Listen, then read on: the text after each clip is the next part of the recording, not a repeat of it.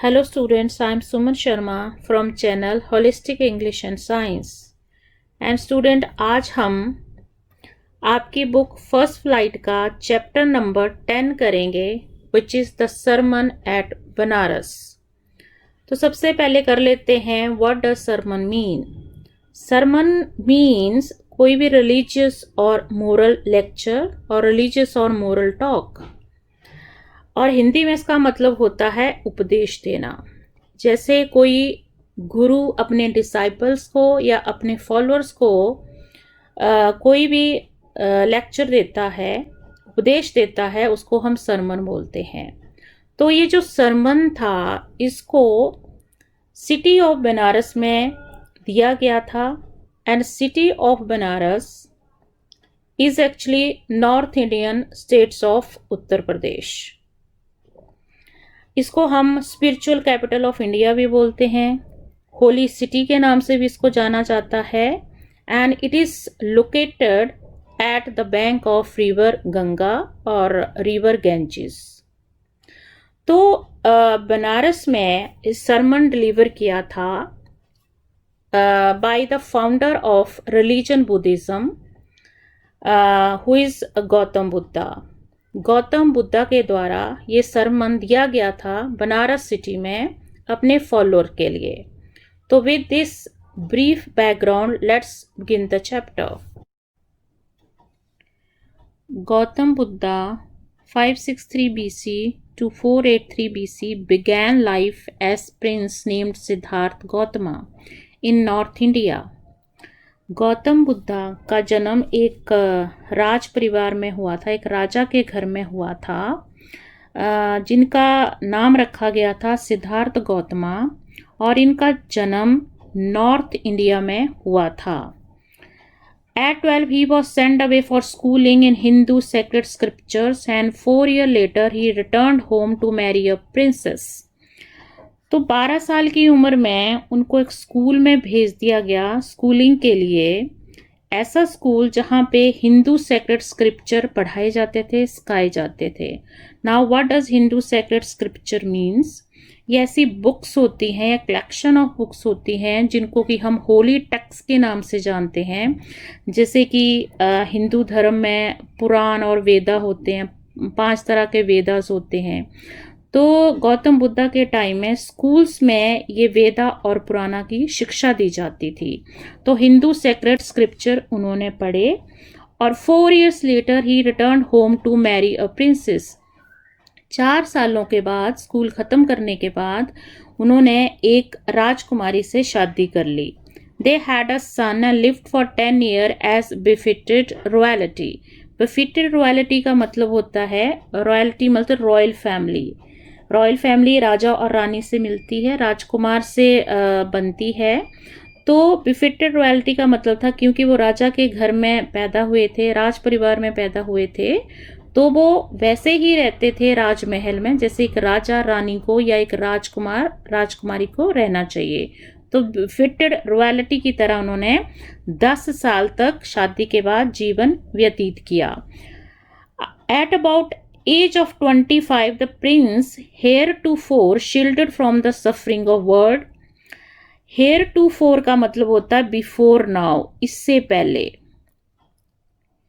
कि 25 साल की उम्र में जो राजकुमार गौतम बुद्धा थे उनको शील्डेड का मतलब था प्रोटेक्टेड रखना, शेल्टर्ड रखना। तो उनको दुनिया की जितनी भी सफरिंग थी उनसे बचा के रखा गया था क्योंकि वो राजमहल में रहते थे। While out hunting, chance upon a sick man, then an aged man, then a funeral procession, and finally a monk begging for alms। अब हुआ क्या कि chance upon का मीनिंग होता है to come across by chance, अचानक से किसी से मिलना। एंड एक बार वो हंटिंग पे गए, शिकार पे गए, तो अचानक से उनको एक बीमार आदमी दिखा, एक बूढ़ा आदमी दिखा, और कुछ लोग थे वो फ्यूनरल प्रोसेशन में जा रहे थे। फ्यूनरल प्रोसेशन का मतलब होता है जब भी डेड मैन को या डेड बॉडी को क्रीमेशन के लिए या बरियल के लिए लेके जाते हैं, दफनाने के लिए, जलाने के लिए, उसको फ्यूनरल प्रोसेशन बोलते हैं। Finally a monk begging for alms. Alms का मतलब होता है भीख। तो मॉन्क का मतलब होता सेंट या साधु संत जो था, उसको देखा था कि वो भीख मांग रहा था। तो जब वो हंटिंग पे गए, शिकार करने गए, तो उनको 4 चीजें दिखी। एक दिखी बीमार आदमी, दूसरा बूढ़ा आदमी दिखा, तीसरा फ्यूनरल प्रोसेशन दिखा जिसको शव यात्रा बोलते हैं, और चौथा एक सेंट ए मॉन्क दिखा अलम्स के लिए भीख मांगता हुआ। These sights so moved him that he at once went out into the world to seek enlightenment concerning the sorrows he had witnessed। Next क्या है? एनलाइटमेंट का मतलब होता है state of high spiritual knowledge. जब भी किसी को बहुत ज़्यादा ज्ञान हो जाता है, दुनिया की अंडरस्टैंडिंग हो जाती है कि हमारी ज़िंदगी क्या है, ज़िंदगी का क्या मकसद है, हम क्यों आए हैं, तो ज़िंदगी का क्या सच है, जब किसी को इसी का ज्ञान हो जाता है तो उसको हम बोलते हैं पर्सन को एनलाइटमेंट मिल गई है। तो ये जो दृश्य थे, ये जो साइट्स थी, जो सीन्स थे, 4 सीन जो महात्मा बुद्ध ने देखे, उनसे बहुत ज़्यादा मूव हो गए वो, और उन्होंने once went out into world to seek enlightenment. Then उन्होंने एक डिसाइड किया कि मैं पूरा एनलाइटमेंट के सीख करूँगा, मतलब ज्ञान प्राप्त करूँगा कि ये सफरिंग जो है, ये दुख जो है इंसान भोगता है, ये क्यों भोगता है, इसका रीजन क्या है, कारण क्या है। तो वो एनलाइटमेंट के लिए वो अपने राजपाट को उन्होंने त्याग कर दिया। जो भी सुख सुविधा जितनी भी महल में, राजा के महल में उनको मिलती थी, वो सारी उन्होंने त्याग दी और वो एनलाइटमेंट के लिए चले गए। कंसर्निंग द सोरो ही हैड विटनेस। तो ये सारे जितने भी उन्होंने आसपास में दुख देखे, दुनिया में दुख देखने के बाद उनको एक उन्होंने निर्णय ले लिया कि इन दुखों का कारण ढूंढना बहुत ज़रूरी है। तो इसीलिए वो राजपाट को छोड़ के एनलाइटमेंट के लिए चले गए। ही wandered for 7 years and finally sat down under a peepal tree where he vowed to stay। He wandered for 7 years and finally sat down under a peepal tree। Wander का मतलब होता है walk around aimlessly। जब आप इधर उधर भागते रहते हो, भटकते रहते हो बिना किसी उद्देश्य के, तो उसको हम बोलते हैं वॉन्डर। तो महात्मा बुद्ध 7 वर्षों तक घूमते रहे and finally set down under a people tree. तो उन्होंने वहां पे पीपल ट्री था एक, उसके नीचे वो बैठ गए। एंड ही बाउड का मतलब होता है कि शर्त लगाना या शपथ लेना या ओथ लेना, ठीक है, स्वेयर करना। और इन्होंने एक शपथ ली टू स्टे अंटिल एनलाइटमेंट केम। और जब तक उनको एनलाइटमेंट नहीं मिली वो पीपल ट्री के नीचे ही बैठे रहे। Enlightenment after 7 days, he named the tree the Bodhi tree, tree of wisdom, and began to teach and to share his new understanding। Mahatma Buddha ने 7 days तक पीपल ट्री के नीचे बैठ के एनलाइटमेंट हासिल करी, और इस पीपल ट्री का दूसरा नाम उन्होंने रख दिया बोधि ट्री। बोधि का मतलब होता है ट्री ऑफ विजडम। विजडम क्या होता है? बीइंग वाइज और बीइंग इंटेलिजेंट या हैविंग लॉट ऑफ नॉलेज और अंडरस्टैंडिंग ऑफ लाइफ, उसको हम बोलते हैं विजडम। तो पीपल ट्री का नाम महात्मा बुद्ध ने बोधि ट्री रख दिया इसका। And began to teach and to share his new understanding. अब जो उनको ज्ञान प्राप्त हुआ है जीवन के बारे में, वो उन्होंने ज्ञान औरों के साथ बांटना शुरू कर दिया। एट दैट पॉइंट ही began known as Buddha the awakened और एनलाइटेंड। अब लोग उनको बुद्धा के नाम से पुकारने लगे, जानने लगे। और बुद्धा का मतलब होता है अवेकन्ड और एनलाइटेंड, मीन्स जो ज्ञानी होता है, जिसको नॉलेज होता है बहुत जिंदगी के बारे में, सच्चाई के बारे में बहुत नॉलेज होता है, उसको हम बोलते हैं अवेकन्ड और enlightened. The Buddha preached his first sermon at the city of Banaras, most holy or dipping places on the river Ganges. That sermon has been preserved and given here. It reflects the Buddha's wisdom about one inscrutable kind of suffering. Dipping places का मतलब होता है bathing place, जहाँ पे लोग स्नान करते हैं, नहाते हैं. एंड आपको पता है रिवर गंगा में लोग डुबकी लगाते हैं और उसको बहुत ही हिंदू धर्म में सीक्रेट माना जाता है. तो महात्मा बुद्ध ने सबसे पहला सरमन दिया था. Sermon as I told you earlier too, एक उपदेश होता है, एक रिलीजियस और मोरल टॉक होती है. तो महात्मा बुद्ध ने सबसे पहला सरमन डिलीवर किया था बनारस सिटी में. बनारस सिटी मतलब गंगा किनारे पे, जहाँ पे लोग गंगा किनारे जहाँ पे लोग स्नान करने के बाद ये सरमन सुना था उन्होंने. And sermon had been preserved and given here. It reflects Buddha's wisdom about one unscrutable kind of suffering. और इस सरमन के अंदर बुद्धा ने, अब इनस्क्रूटेबल का मतलब होता है कुछ जो कि जिसको समझना मुश्किल होता है. तो इंसान के लिए जितनी भी सफरिंग होती है, दुख होता है, उसको इंसान के लिए समझना मुश्किल है. वो ये नहीं समझ पाता है कि ये दुख होते किस कारण है. कई बार इंसान सोचता है कि मैंने तो जिंदगी में कोई गलत काम नहीं किया है, तो मेरे साथ इतना बुरा क्यों हो रहा है. तो इस सरमन ने, बुद्धा ने इसी सफरिंग का रीजन बताया कि इंसान सफर क्यों करता है, क्या रीजन है ऐसी सफरिंग जिसको कि इंसान को समझना मुश्किल है. किस्सा Gautami had only son and he died. In her grief she carried a dead child to all her neighbors, asking them to medicine, and the people said she had lost her senses. The boy is dead. अब एक women थी जिसका नाम, एक lady थी, एक महिला थी जिसका नाम किस्सा गौतमी था. उसका एक बेटा होता था, बेटे की मौत हो गई. तो बेटे की मौत की बाद वो बहुत ज़्यादा ग्रीवियस थी, बहुत दुख में थी. ग्रीफ का मतलब होता है दुख. और वो इतनी दुखी थी कि वो अपने डेड सन को गोद में उठा के हर पड़ोसी के घर में जाती थी और उनको बोलती थी कि मेरा बेटा जो है वो मर चुका है, प्लीज़ कोई दवाई दीजिए ताकि मेरा मरा हुआ बेटा जिंदा हो जाए.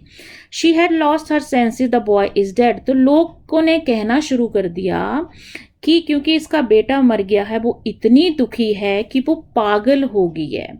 Eight length Kisa Gotami met a man who replied to her request, I can't give thee medicine for thy child but I know a physician who can.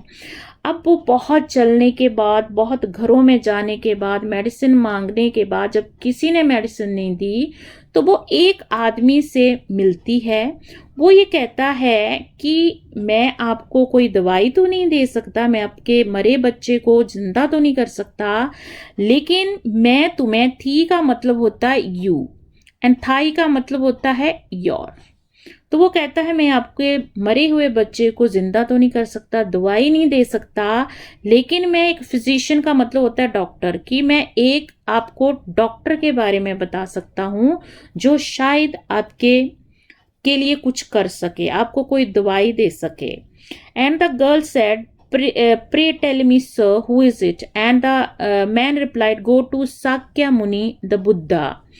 तो ये जो महिला थी वो पूछती है उस आदमी को कि प्लीज मुझे बताइए ये कौन सा डॉक्टर है.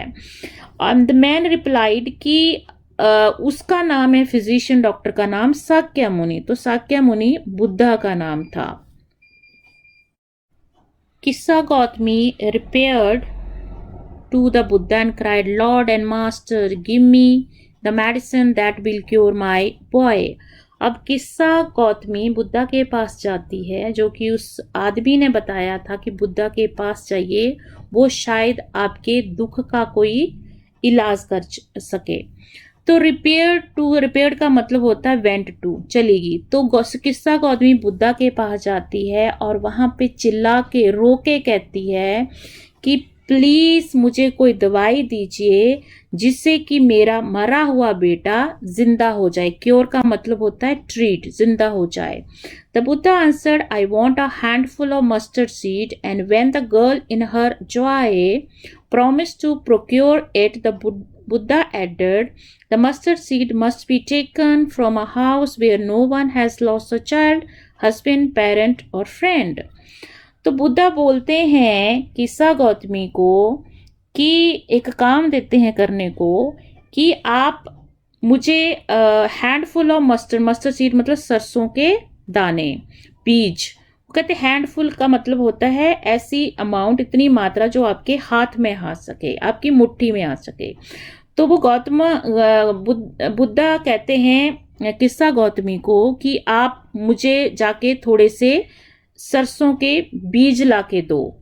And when the girl in her joy promise to procure it, procure का मतलब होता है गेट और लेकर आना। तो वो महिला बोलने लगी ठीक है, मैं मस्टर्ड सीड लेकर आऊंगी। And Buddha added, the mustard seed must be taken from a house where no one has lost a child, husband, friend. लेकिन बुद्धा ने आगे ऐड ये किया कि ओनली आपको सरसों के बीज ही नहीं लेके आने हैं, वो ऐसे घर से लेके आने हैं जहाँ पे जिस घर में कभी कोई मौत ना हुई हो, किसी बच्चे की मौत ना हुई हो, किसी के पति की मौत ना हुई हो, या किसी के पेरेंट्स की, माता पिता की मौत ना हुई, या किसी दोस्त की मौत नहीं हुई हो। तो गौतम बुद्धा कहते हैं किस्सा गौतमी को कि मस्टर्ड सीड्स लेके आइए, लेकिन उस घर से लेकर आने हैं जहाँ पे किसी की कभी भी मौत नहीं हुई हो। Poor Kissa Gautami now went from house to house, and people pitied her and said, "Here is a mustard seed, take it." अब जो किस्सा गौतमी थी वो हर घर में जा रही थी और सबसे मांग रही थी कुछ मुझे सरसों के बीज दे दीजिए। सबसे पहले लोग पिटीड का मतलब होता है किसी की दशा के लिए, कंडीशन के लिए सॉरी फील करना, दुखी फील करना। तो लोग तो पहले उसकी हालत देखे, उसके बहुत दया आ रही थी उनको, और लोग उनकी दशा को देखे उनको मस्टर्ड सीड दे देते थे या सरसों के दाने दे देते थे। But when she asked, did a son or daughter, father or mother die in your family? लेकिन मस्टर्ड सीड लेने के बाद जब किस्सा गौतमी उस इंसान को पूछती थी कि आपके घर में कभी कोई मौत हुई है, किसी बेटे की, बेटी की, या किसी माता पिता की, आपकी परिवार में कभी कोई मौत हुई है? They answered her, alas, the living are few but the dead are many. लेकिन वो आगे से जवाब देते थे किस्सा गौतमी को कि अल्लाह की आप याद मत दिलाइए, living are fewer but the dead are many. ये जो लाइन है ये बहुत इंपॉर्टेंट है, ये क्वेश्चन के फॉर्म में पूछी जाती है बहुत बार, कि वो आगे से जवाब देते थे किस्सा गौतमी को कि हमारे घर में जो जीवित सदस्य हैं वो कम हैं, लेकिन मौत जो मर गए हैं वो ज़्यादा है। मीन्स जो अलाइव हैं वो कम है, लेकिन डेड वंस ज़्यादा हैं। Don't remind us of our deepest grief, and there was no house but some beloved one had died in it. कि वो कहते थे प्लीज़ हमारे दुख के बारे में हमें कोई याद मत दिलाइए। और किस्सा गौतमी ने देखा कि कोई भी ऐसा घर या मकान नहीं था जहाँ पे कोई किसी ने कभी अपने बिलव्ड का या नियर और डियर वन का या कोई उनका रिलेटिव कभी कोई ना मरा हो, या कोई ऐसा घर नहीं था जहाँ पे कोई भी कभी भी कोई मौत नहीं हुई हो। किस्सा Gautami became weary and hopeless and sat down at wayside watching the lights of city as they flicked। घूम घूम के बहुत ज़्यादा थक चुकी थी, निराश हो चुकी थी। एंड वे साइड का मतलब होता है edge of road, edge of road, किसी सड़क के किनारे। तो वो एक सड़क के किनारे बैठ जाती है और पूरे शहर की लाइट्स को देखती है ध्यान से। At they flickered off, flicker का मतलब होता है कभी वो बुझती हैं और जगती हैं, कभी वो उनकी रोशनी जो होती है वो बहुत ज़्यादा ब्राइट होती है, कभी डिम होती है। तो फ्लिकर लाइट जो है फ्लिकर अप एंड डाउन कर ली थी। एंड फाइनली एक्सटिंग्विश का मतलब होता है फिनिश ऑफ हो जाना या पुट आउट हो जाना, बुझ जाना। तो ये जो लाइट थी फ्लिकर अप एंड कभी जग रही थी कभी बुझ रही थी और लास्ट में वो उनका पुट ऑफ हो जाती थी, फाइनली बुझ जाती थी वो। At last the darkness of night rained everywhere. Rain का मतलब होता है रूल, छा जाना। तो थोड़ी देर के बाद देखती हैं कि अंधेरा हो जाता है, रात हो जाती है। रात हो जाती है और रात हो जाने पे आपको पता ही है हर जगह अंधेरा होता है, पिच डार्कनेस हो जाती है। She consider the fate of man that their lives flicker up and extinguished again. अब फेट का मतलब होता है लक। अब वो इंसान की किस्मत को इस लाइट के साथ कंपेयर कर रही है। वो कहती हैं कि जैसे आपको पता है इंसान की लाइफ में क्या होता है, पहले बच्चा जन्म लेता है, वो थोड़ा सा बड़ा होता है, अडोलोसेंट हो जाता है, अडल्ट हो जाता है, जब बूढ़ा हो जाता है, बूढ़ा होके अल्टीमेटली डेथ हो जाती है उसकी। तो वो इंसान के फेट को, किस्मत को इन लाइट से कंपेयर कर रही है। वो कह रही है कि इंसान की जिंदगी भी इस लाइट की तरह है। वो इंसान की लाइट जो लाइफ है वो भी फ्लिकर अप होती है। मतलब वो क्या करते हैं, जन्म लेता है, बड़ा होता है, बूढ़ा होता, मर जाता है। एंड एक्सटिंग्विश अगेन, एक्सटिंग्विश का मतलब उसकी मौत हो जाती है। तो इंसान की किस्मत को is compared with the lights of the city. And she thought to her self, how selfish am I in my grief. अब वो सोचती है, आपने अंदर सोचती है कि मैं कितनी सेल्फिश थी, मैं कितनी स्वार्थी थी।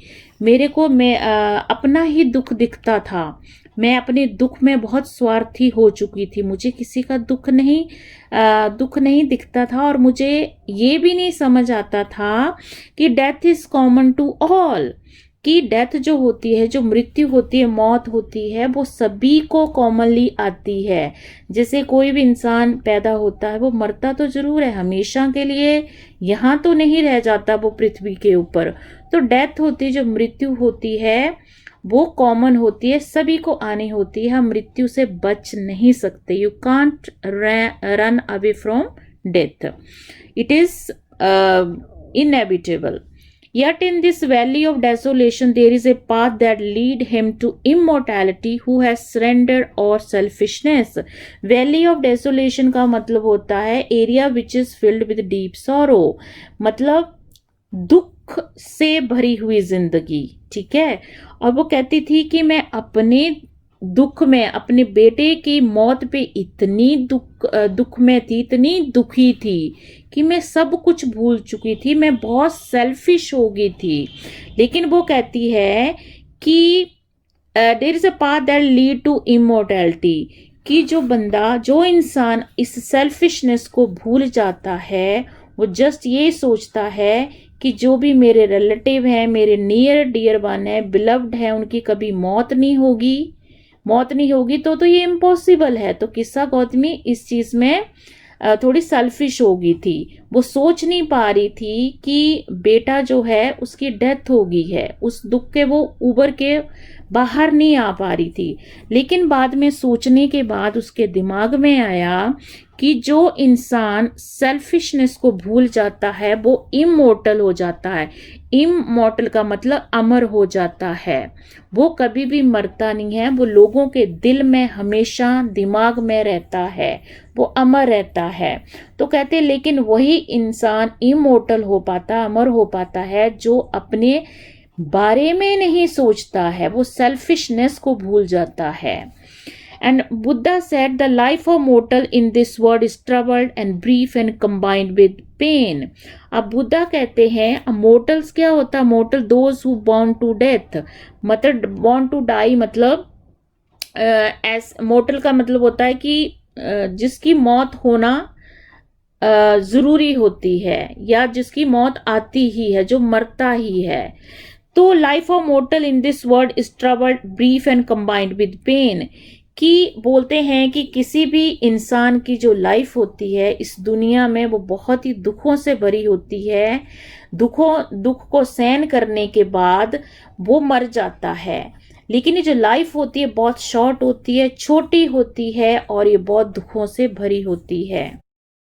For there is not any means by which those that have been born can avoid dying.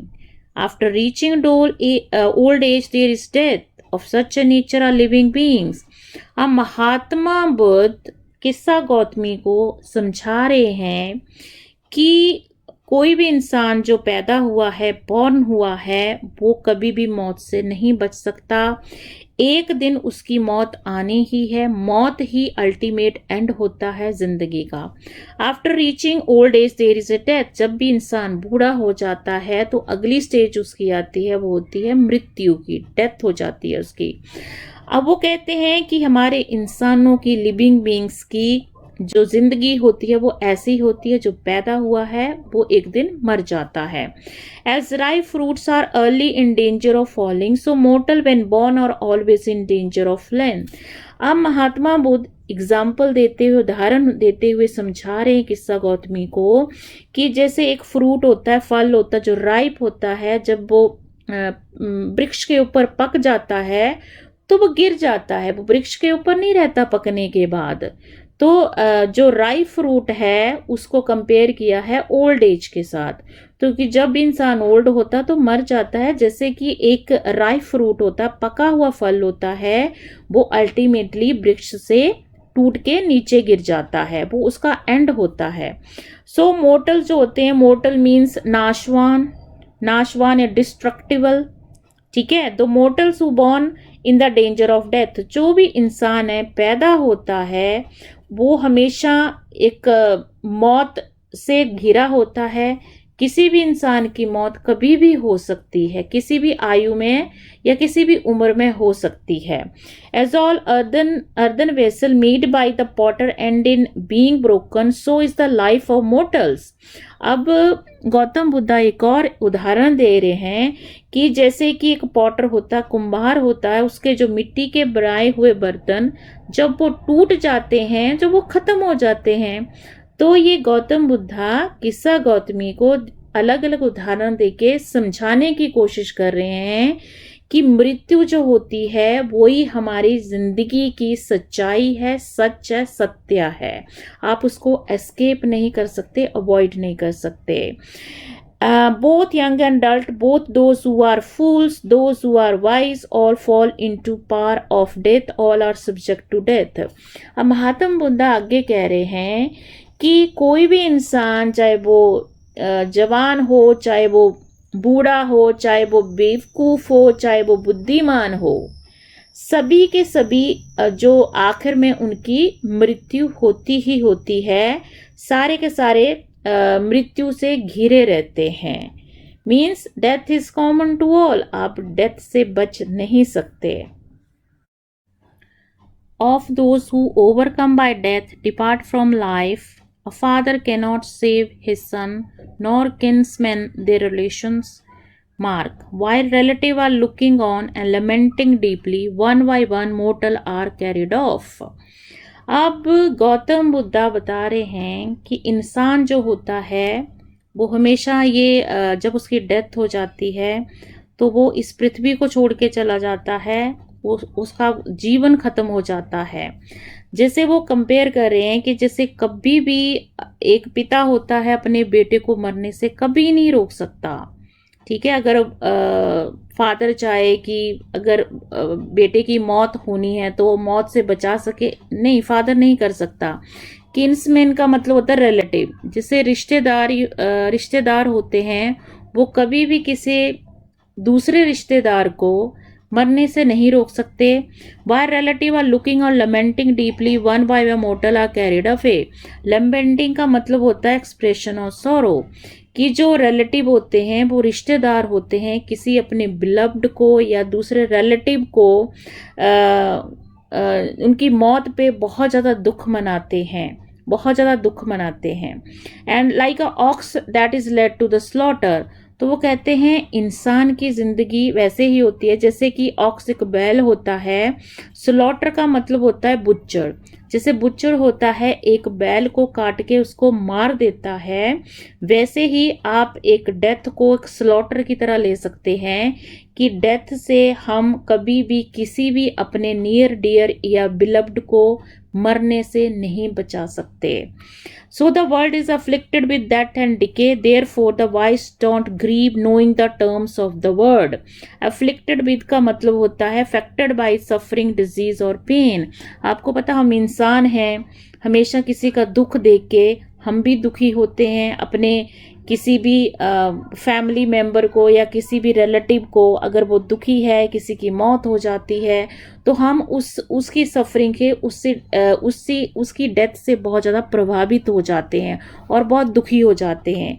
लेकिन बुद्धा कहते हैं कि जो बुद्धिमान, जो ज्ञानी इंसान होते हैं, जिनको ये ज्ञान होता है कि हमारी ज़िंदगी का सच क्या है, सत्य क्या है, हमारी ज़िंदगी का सत्य हमेशा मौत होती है, मृत्यु होती है, ये ज्ञानी लोग होते हैं। तो टर्म्स ऑफ द वर्ड मतलब इस दुनिया की हर एक रूल्स को उनको पता है, किस कंडीशन पे ये ज़िंदगी जो है वो काटी जाती है, इस दुनिया में आने के बाद क्या होता है, कि जैसे पता है आपको दुनिया में आए जो बॉर्न होते हैं वो डेथ भी होती है उसकी।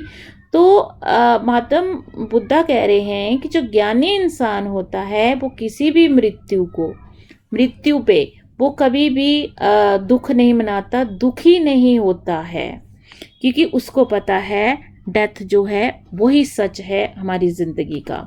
Not knowing from weeping nor from grieving will anyone obtain peace of mind. On the contrary, his pain will be greater and his body will suffer. अब महात्मा बुद्ध कह रहे हैं कि कोई भी इंसान किसी के जाने के बाद, मृत्यु के बाद अगर वो रोता है या दुख मनाता है तो अपना वो नुकसान क्या करता है, अपनी पीस ऑफ माइंड, अपने मन की शांति को खो देता है। On the contrary his pain will be greater and his body will suffer. अब वो इंसान जितना अपने बिलव्ड के मृत्यु पे दुख मनाएगा वो अपने आप को ही बहुत ज़्यादा नुकसान करेगा, उसकी बॉडी जो होगी वो ज़्यादा सफ़र करेगी। कि he will make himself sick and pale. जब वो किसी के मृत्यु पे इतना दुख मनाता, इतना दुखी होता, इतना रोता है, तो नुकसान क्या होता है कि जिसकी मृत्यु हो चुकी होती है वो उसके भी आत्मा को शांति नहीं मिलती है, और दूसरी जो रोने वाला इंसान होता है वो खुद बीमार हो जाता है, उसको भी बहुत सारी बीमारियां लग जाती हैं।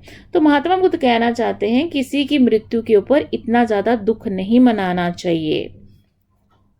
He who seeks peace should draw out the arrow of lamentation and complaint and grief. He who has drawn out the arrow and has become composed will obtain peace of mind. He who has overcome all sorrow will become free from sorrow and be blessed.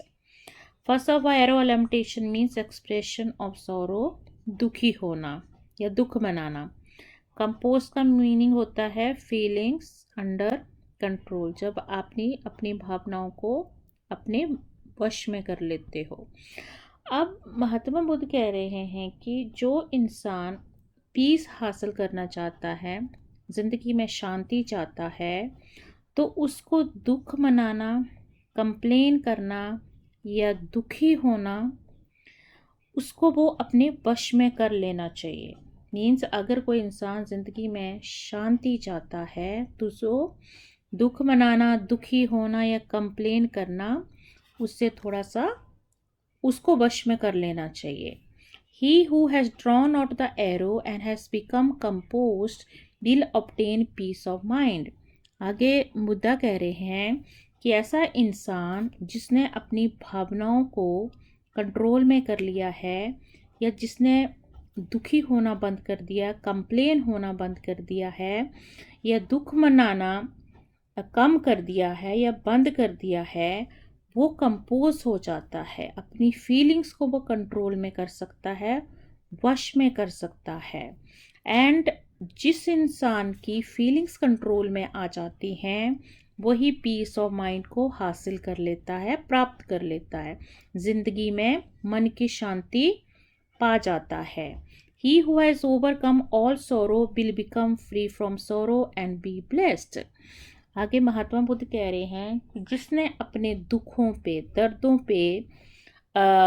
दर्दों को वश में कर लिया है, तो उस पे भगवान की आशीर्वाद आता है, भगवान का उसके ऊपर हाथ होता है। वो हमेशा अपनी लाइफ में एक गुड स्टेट ऑफ माइंड में रहता है, एक रिलैक्स स्टेट ऑफ माइंड में रहता है, और वो हमेशा किसी भी दुख से निजात पा लेता है या फ्री हो जाता है। तो महात्मा बुद्ध का कहने का मतलब है कि हर इंसान को अपनी नेगेटिव फीलिंग्स के ऊपर कंट्रोल करना चाहिए। नेगेटिव फीलिंग को देख के बहुत दुखी नहीं होना चाहिए। किसी की मौत हो जाती है तो उसमें बहुत ज़्यादा दुख नहीं मनाना चाहिए, अगर लाइफ में पीस ऑफ माइंड चाहते हो। जब इंसान पीस ऑफ माइंड हासिल कर लेता है तो वो बहुत रिलैक्स्ड हो जाता है, उसका माइंड बहुत रिलैक्स्ड हो जाता है, और उसको ज़िंदगी एक ब्लेसिंग की तरह लगती है, और ऐसे लगता है उसको कि ज़िंदगी एक ब्लेसिंग है, एक भगवान का आशीर्वाद है।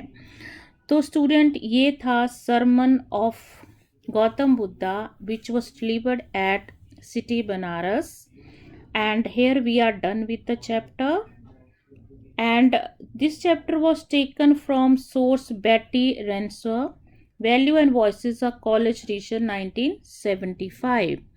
I hope you understood the chapter well. Students, if you want more videos of your English, please do subscribe to my channel, which is Holistic English and Science. Thank you, students, for watching this video.